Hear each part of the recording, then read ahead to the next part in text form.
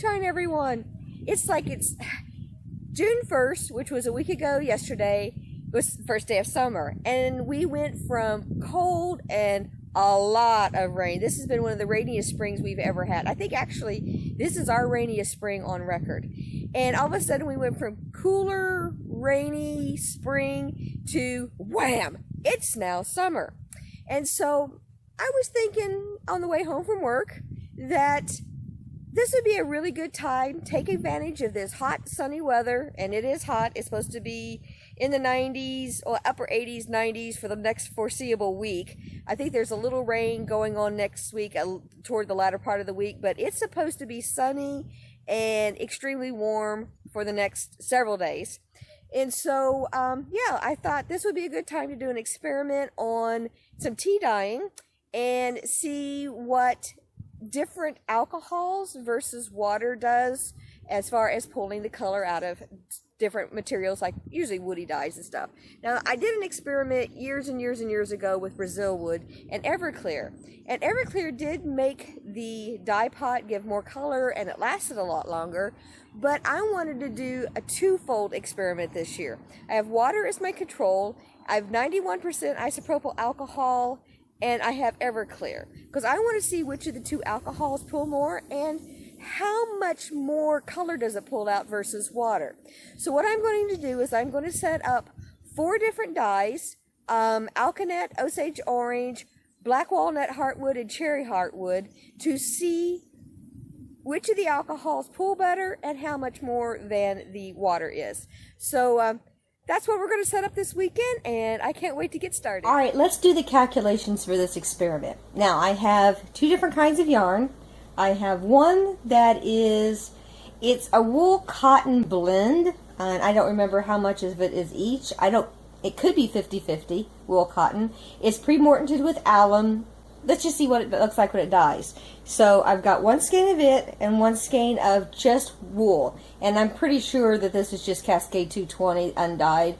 Again, it's been pre-mortated with alum.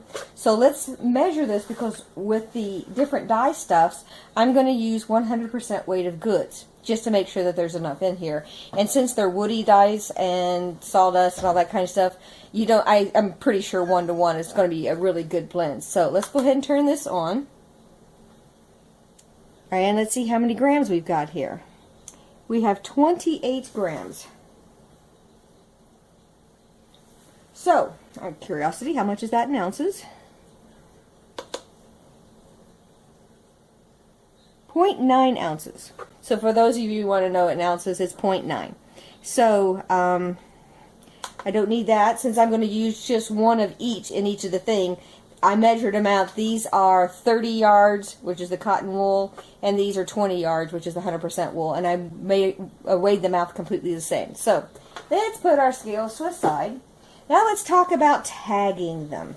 So there's several different ways that you can tag them. I'm going to tag them 2 different ways. One for each of the jars that we're experimenting with, and 1 for each of these. So what I'm going to do is, since there's 3 different jars that we're experimenting with, I've got 3 different colors. These are basically garden tags. They're a little plastic, and using a 3-hole punch, you actually can put a hole in here, and it's pretty easy to put a hole in it. So these are the ones I'm going to use. One of the reasons why I'm using these is they're plastic, and they you can write on it a Sharpie. They're not going to fade. They're not going to die. They're not going to, the Sharpie's not going to come off of them in the water. I mean, it's meant to be outside in the garden in the rain. So these are absolutely perfectly usable. Another thing that you can use if you don't want to buy little garden tags is a Tyvek envelope. You can cut your tags out of here, put a punch on it. Again, Tyvek is great because it doesn't get destroyed in the dye bath and the water, and Sharpie sticks to it really, really well. So you can use that as well. Since I've got the tags, and I've got 100 of every color, and it's going to take me lots and lots and lots of years to use them all, I'm just going to go ahead and use these. So what I'm going to do with each one of these is, the blue is going to be, let's see, let's make the white without any kind of mordant in it at all. Let's use the red for the Everclear, and we'll use the blue for the isopropyl alcohol. So I'll go ahead and get these tagged up. And all I'm going to do is, since we know what these are, I'm just going to put cotton wool. And then I'll do a second one that just says wool. And I'll know that these here are the isopropyl alcohol ones. And so I can tag both of these and set them aside. Obviously, I'm going to be doing, I'm hoping to do 4 different dye experiments with these. So I'll go ahead and get these all set up then. Okay, so let's start with measuring out the stuff that we're actually going to dye with. So, this is Osage Orange, and it's sawdust. This was given to me by a friend of mine to test out and see how it works, because he's willing to sell the sawdust. And so what I'm going to do, since we know that we need 100% weight of goods, is I'm going to weigh out 28 grams of this for each of these 3 jars that I have labeled. So this one here says water. This one has EC for Everclear. And this one says 91% IA for 91% isopropyl alcohol. And so what I'm going to do is I'm going to put 28 grams of the sawdust in each one of these. And then we will add water, Everclear, and the isopropyl alcohol once we've got all of that in it. So let's go ahead and measure out the Osage Orange. So, if you've watched any of my videos before, you know I love coffee filters for this kind of thing because they are easy to dispose of, they are easy to clean up, and they don't weigh anything. So let's go ahead and turn this on. Make sure it's on grams, and it is on ounces. We need to change it to grams. Alright, now what I'm going to do is I'm going to put 28 grams of Osage Orange in this. And I don't know how much this is going to be. Could be a lot. Sawdust doesn't weigh a whole lot.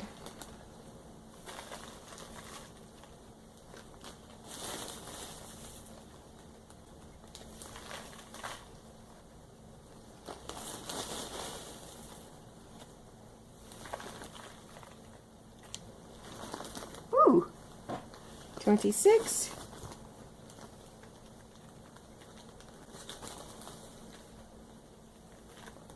28. Alright, so there's 28 grams of the sawdust. And I'm going to do this twice more, and I'm going to place them in the jars here.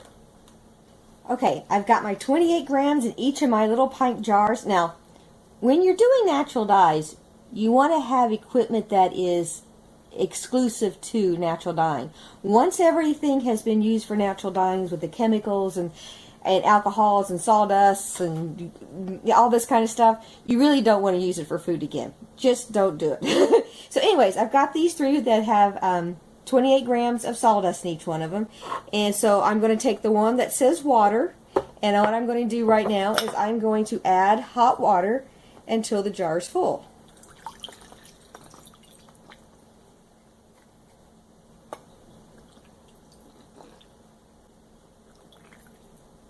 There. Now it's going to float a little bit, and that's okay. Of course, I get water everywhere over here. I'm such a messy person. Anyways, what I'm going to do from this point is I'm going to actually seal the jar. And I'm going to let this sit overnight so that all of that sawdust can absorb the water. And I may actually have to top this off a little bit later, because as the sawdust, if it percolates, the sawdust starts soaking up the water level will drop a little bit. So I'm going to try to keep this full overnight. But then I'm going to do the same thing here now with the 2 different alcohols. So let's go ahead and start with the Everclear. Now, when I say Everclear, I mean Everclear. This is 190 proof alcohol. It's 95% alcohol by volume, so this is strong stuff. This is stuff that if you put it in a little fireproof plate and light it, it's an invisible flame, and you can actually fry a piece of bologna on it. Yes, my uncle did that one time, and it was so funny because you really couldn't see the flame. So anyways, this is what I use because it is the highest grade of alcohol that I can get. And yes, I get funny looks when I go into the alcohol or the liquor store to get this when I tell them I'm not going to drink it. So let's go ahead and get the one with the Everclear.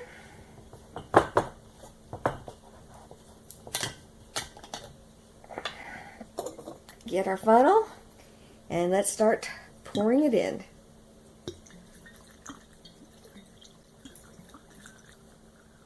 Alrighty. It's full. And let's seal it up.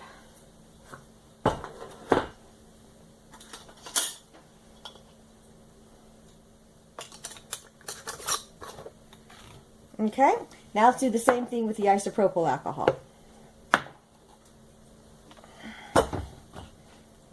And that's what this is. This is just 91% isopropyl alcohol. You can get this at any pharmacy. I mean, I get it at CVS.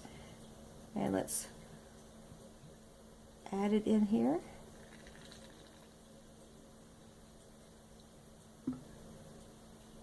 Okay, topped it off. Oh man, keep that stuff away from your nose. Woo! That's some strong stuff. Okay, and again, we're going to seal it. So, this is the Osage orange. I'm going to repeat exactly the same thing with the black walnut heartwood, the cherry heartwood, and the alkanet root. And I'll be back and show it to you. So here we are with our 12 jars. Osage orange, cherry heartwood, blackwood heartwood, and alkanet root.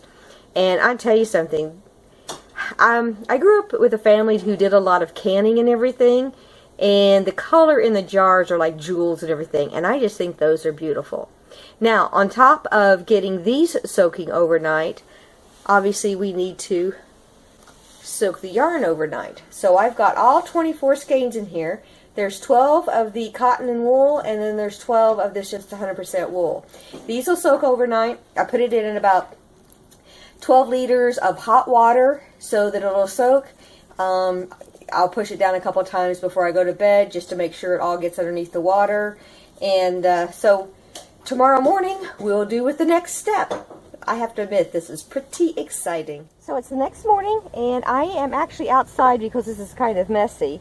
And besides, I'm going to be leaving these outside for them to do their tea bath type of thing, or their sun tea type of thing. Reason I'm wearing long sleeves is the mosquitoes are horrid out here. We've had so much rain and so much standing water this year that the mosquitoes are just thick, and so I'm protecting myself a little bit. Also, the sun's really strong this morning. It is 8:30 and it's already over 80 degrees this morning. It's supposed to get up into the 90s today and be sunny, so that's a good time to be doing this. So what I'm doing is I've got a shallow bowl here. This is a ceramic bowl. It's just a cheapy one that I bought from Pier 1 years and years and years ago that I use for things like this. And what I'm going to do is I'm going to put a man's white hanky in it. It's what my favorite things to use. These have been well washed and everything. If I had been smart, I would probably have pre-mortoned these because it would be just another cool experiment. So I am going to pre-morton the rest I have of these and use them for the same kind of thing for other experiments, but at least they'll be pre-mortoned and we'll be able to get some colors out of them as well. So let's look at what we've got. I'm going to start with the alkanet. So I've got the alkanet with the isopropyl alcohol, and this has been soaking all night long. And what I'm going to do is I'm going to pour it here in the middle. Set this aside. Now, what I'm going to do is I'm going to make a sachet, tea bag, whatever you want to call it out of this. Now you can see why I wanted the shallow bowl.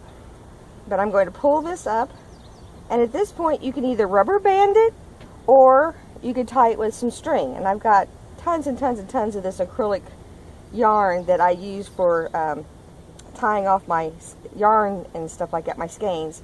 And so I'm just going to tie it around here. Get it pretty snug, make sure you don't have any holes or anything. And I'm going to tie it off. And I'm going to drop it in. These are half-gallon canning jars. These are the cheapest way to go. Half a dozen half-gallon canning jars cost me less than 12 bucks. So these are less than $2 a piece. So I'm going to shove it down in here. I'm going to pour the juice in here. And I probably got more on the outside of the jar. Nope, looks like it all went on the inside. And so I'll wash that out here in a bit. So I got that.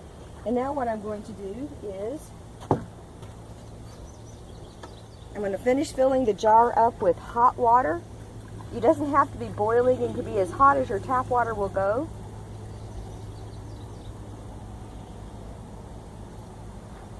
Rinse out my jar.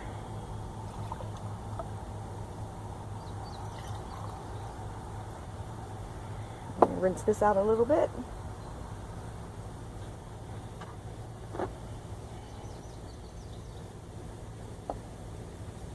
Okay. At this point, I'm going to dig out my yarn and for this here project, and we're going to put the yarn for this project in.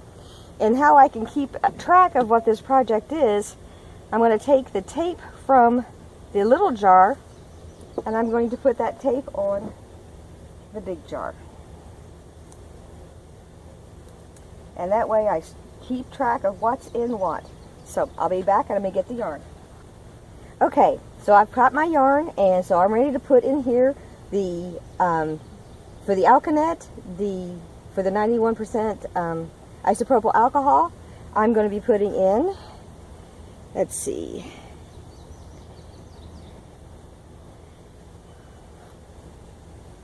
these two with the blue tags.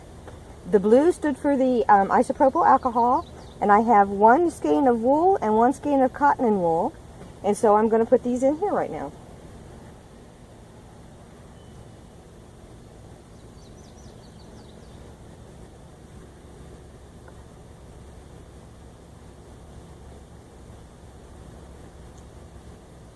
So there's one. Now you want plenty of room for the yarn to be able to move around. That way you don't get any resists or anything on it. Which is the reason why in this project I went ahead and got half-gallon canning jars instead of just quart-sized canning jars. Quart probably would have fit everything, but I don't think it would have had enough room to just move around in. And you can see it's pretty full. I'm going to push that down in there. So everything's in there with a tea bag. And at this point I'm going to seal it up, but I'm not going to seal it tight. I'm just going to make sure the lid is on there, and then I'm going to set this aside, and let's do it with the rest of the alkanet. So there we have the 3 jars with the alkanet in it, and can you see a difference already? The 2 with alcohol in it, whether it be the Everclear or the isopropyl alcohol, are definitely deeply purple, but the one with the water barely has anything in it all, and they all got, you know, hot water and everything like that. So already this is showing me something, that the alcohols definitely pull out the color more. But how much more, we'll find out, because this is going to be sitting out in the sun for a while, so this may have a chance to catch up a little. But then again, between the isopropyl alcohol and the Everclear, which one of them does the best? So I'm going to go ahead and get all the rest of the batch taken care of and jarred up and everything, and I will be back. Okay, the Osage orange is all ready, and you can tell that overnight the water, I mean, they look about the same if you ask me. I don't know, maybe the Everclear has a little bit more color, but anyways, that's the Osage orange. This is our black walnut heartwood. This is actually a double experiment. This is the first part of 2. So you're going to be seeing a little bit of this again as I do. I'm going to be boiling this over, you know, I'm just going to boil it and see if I can bring out more color and everything. But I want to do the sun tea first. And I want to see which additive brings out more of the color. And that's what I will use for the second half of the experiment. So the second half of the experiment is not going to be done for a few weeks because I want to see how this works out. So again, this is black walnut heartwood. And this is a cherry heartwood. There is some color coming out in it and everything, so I'll be curious with this. This is part 1 of 2. This in here is the sun tea dye. Basically, this is just going to tell me what additive, or any additive at all, brings out the most color. I'm also going to be doing a boil 'em, because I think boiling really brings out the woody stuff colors more. But I will be doing the boil 'em one only with the additive that brings out the most color. So that will be part 2 coming up later. Alright, here are our experiments in the garden. Show you what I've got done. I have the alkanet and the Osage orange here.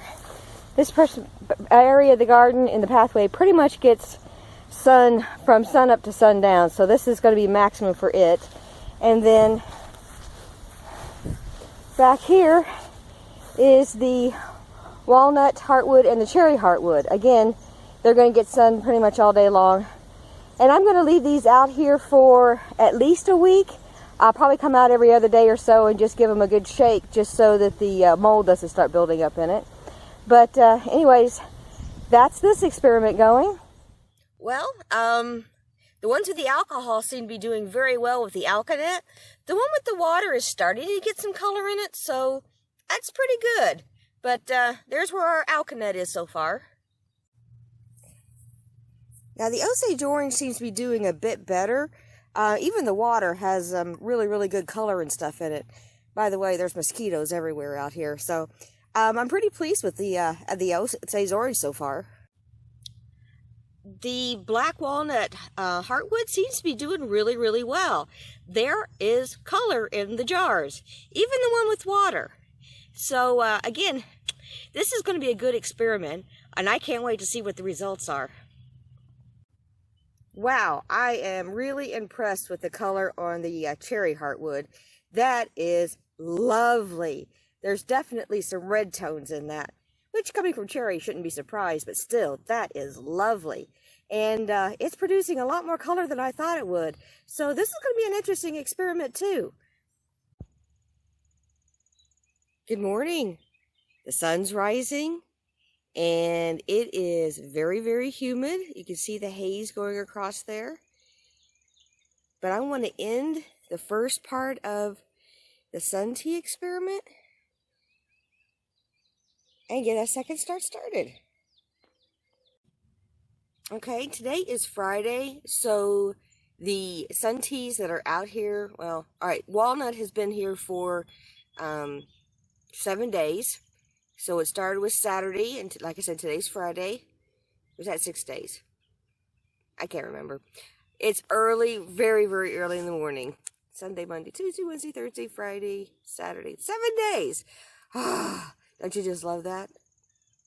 And so, anyways, I am going to take these in. They've stewed as long as I'm going to let them stew because I want to get a second round of sun tea dyes out. I'm going to prepare them today. It's supposed to rain today. Tomorrow is supposed to be sunny and then sunny for the next foreseeable several days. So I want to go ahead and get round 2 started. But I'm going to take the walnut in, and then I'm also going to take the last of the alkanet in and the Osage orange in, and I'll talk about them once I get them inside. Look at what I have. Volunteer coreopsis. This is in the woad bed. And so that's pretty dang cool. And then I got some volunteer coreopsis up there.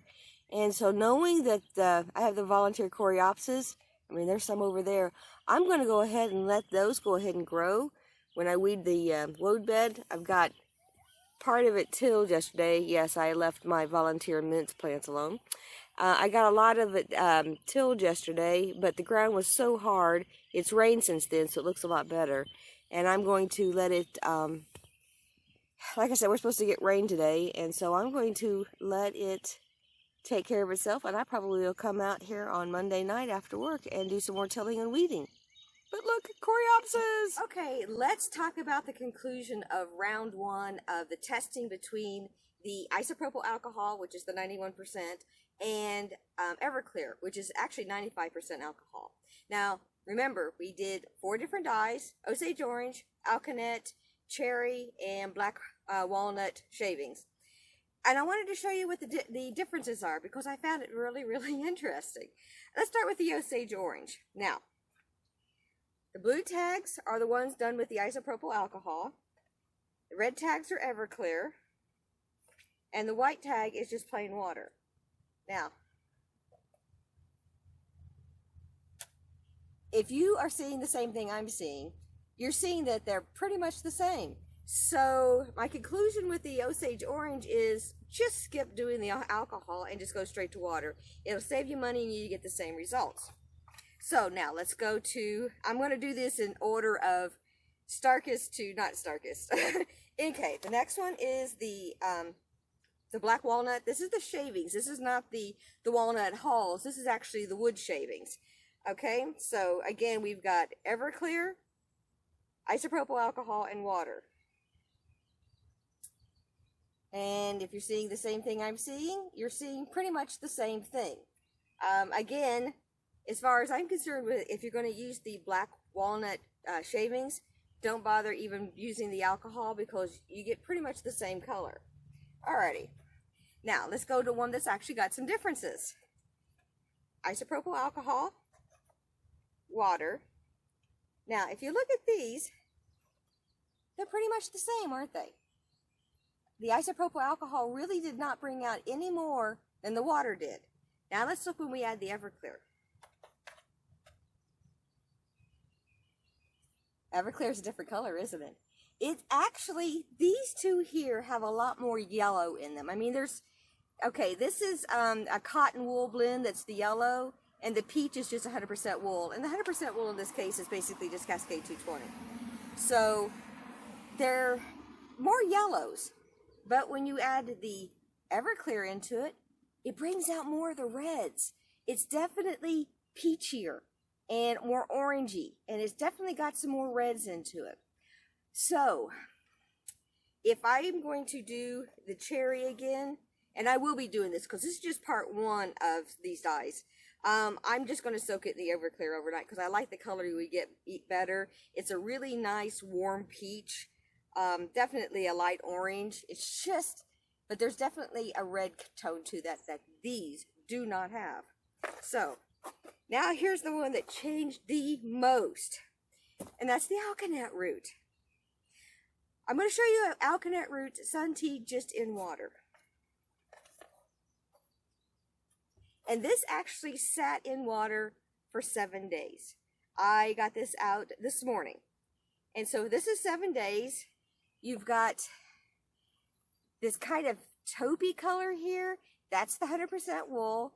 This kind of grayed greeny color, that is the cotton wool blend.